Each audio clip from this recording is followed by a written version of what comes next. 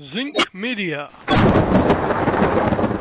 Feel the power of knowledge. We hold these truths to be self-evident that all men are created equal, that they are endowed by their Creator of human race, that among these are life, liberty, and the pursuit of happiness.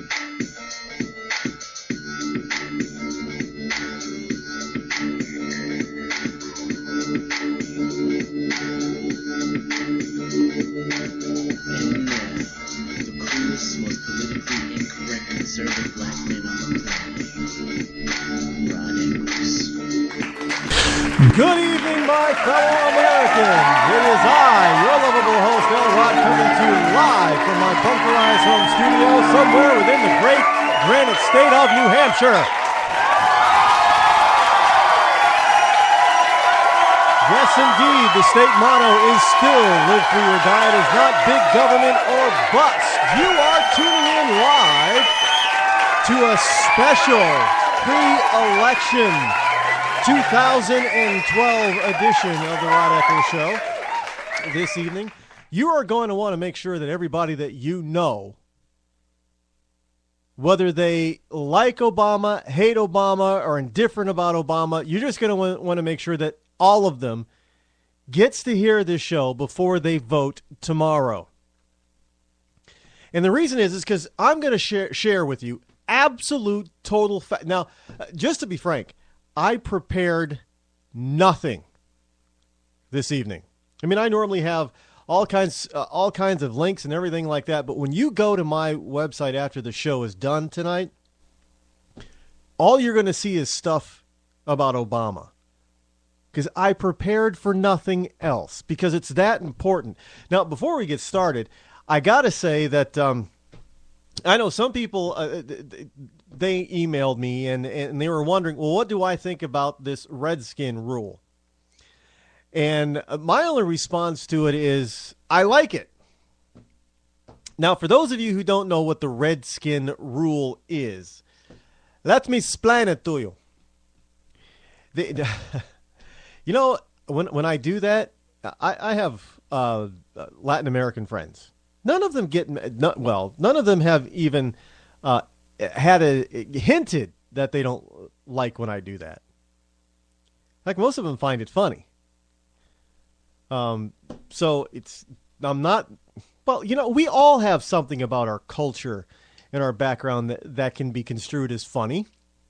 We need to lighten up. If you don't find stuff like that funny, you need to lighten up. You know, don't take yourself so seriously. You know, we're all human here. It doesn't make a difference. So, the Redskin rule. Let me explain it to you.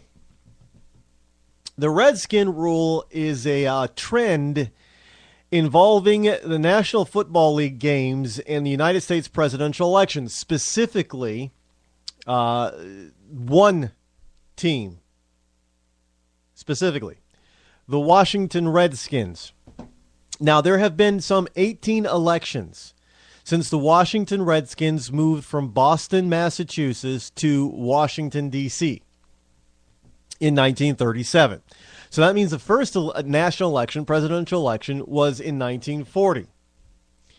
Now, in 17 out of the 18 contests, both in games, there have been 18 games in 18 elections. The Redskin rule has accurately predicted the outcome of the presidential election in all but one of them. I don't think there's anybody else that has a more accurate standing when it comes to predicting the outcome of the presidential election. Now, it basically states as thus. Well, let me finish the Wikipedia version. Briefly stated, there is a high correlation between the outcome of the last Redskins home football game prior to the U.S. presidential election and the actual outcome of the election. Now, when the Redskins win, the incumbent party wins the electoral vote for the White House. When the Redskins lose, the non-incumbent party wins. Now, this coincidence has been noted by many sports and political commentators and has held true for every election since 1940, with the exception of the election in 2004. Now, for those of you who don't know what the election in 2004, it was Bush defeats Kerry. Now, there has been a caveat that has been in of course, that particular game, that particular year, in 2004, Bush defeats Kerry. The Green Bay Packers beat the Redskins 28-14. So it is there is a slight caveat to that. So we will have to discuss that. Now, there is a revised rule that they say. Revised rule, but we're not even going to get into that part because I've got too much other stuff to talk about. Let's just say that they revised the rule in order for it to be 18 for 18. Okay? So, but even if they didn't, it's 17 for 18, and that's still better than anyone else has ever done as far as predicting. Now, this past Sunday, the Redskins played the Carolina Panthers. Now, there's a number of things about this you have to understand. If you were to look at that game in a number of different methods, ways, you can come to the same conclusions. For instance, the Carolina Panthers defeated the Redskins this past Sunday, last night, 21-13, which means the incumbent party, Democrats, Barack Obama, is scheduled to lose in tomorrow's election. Here's another way to look at it. Redskins, now if you're to look at it at the a number of different liberal options with a liberal view, Redskins are still human, even though that they're supposed to be Native Americans and the white man has, and Barack is black, and the white man was mean and evil to the red man, Redskin. The Native American, and they still call them Redskin, which is derogatory. However, Native Americans are still human. And in the liberal eye, Panthers, they're big cats. They're beautiful animals that don't do anything to mankind. And man has decreased their population and decreased their hunting grounds and their and their environment is just a bad thing. And the Panthers have a right to rise up and defeat the man. So Panthers versus Redskins, Panthers versus man, Panthers win. Again, Obama loses. If you're looking at the environmentalist wacko, well, sure.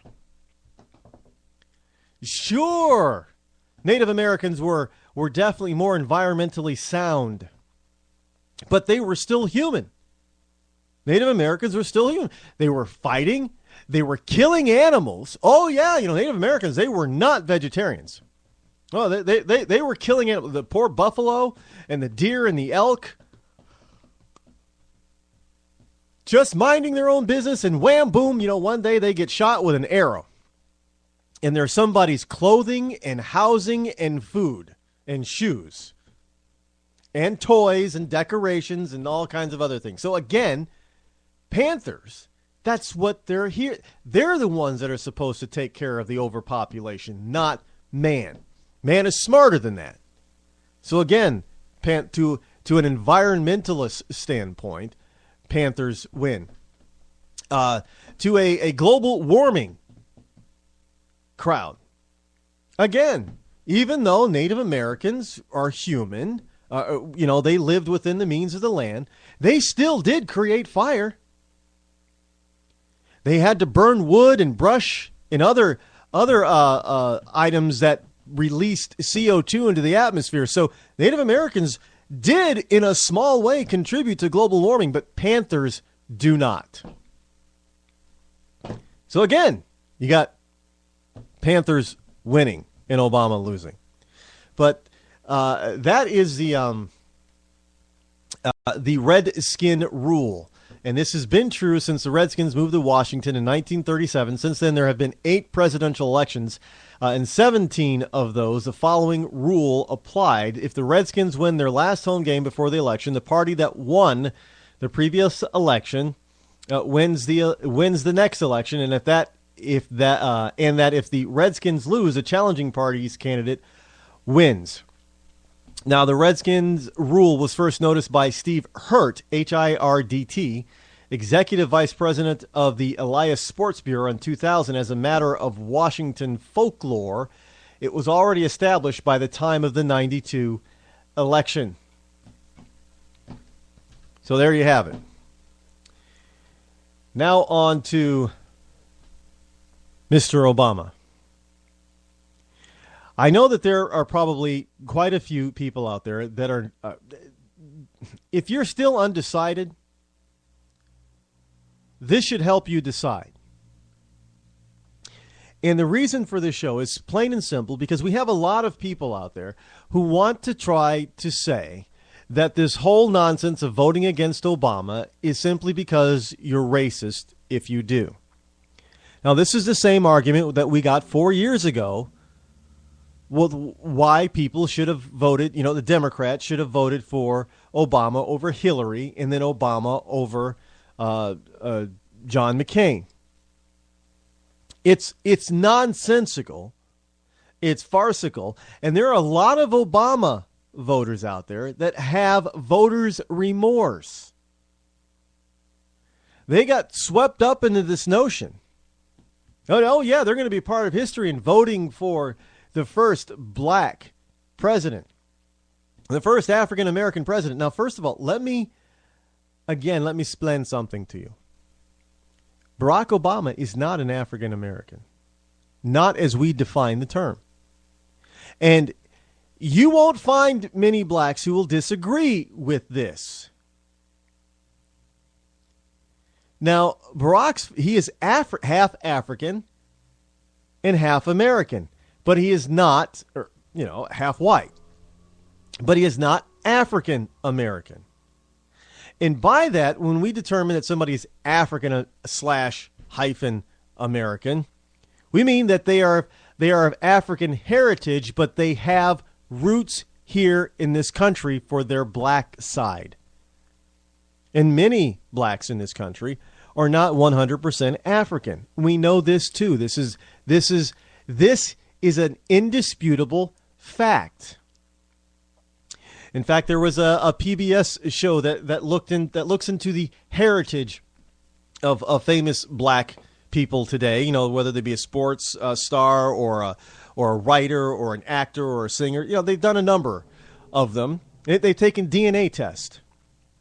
In all of them, in every case, there is some European blood in them. Now, for the purpose of the PBS show, they sort of disregard the European part and find out where they came from in Africa. But they all have European blood in them. That is going to be true for the vast majority of African Americans. So, when it comes to that point, Barack not being 100% African, he fits right in there with the rest of us. But we have to understand he's half African. And he's half white. So he's half black, half white. He is, I guess you could say he is the epitome of being mulatto. But that is irrelevant. It's irrelevant.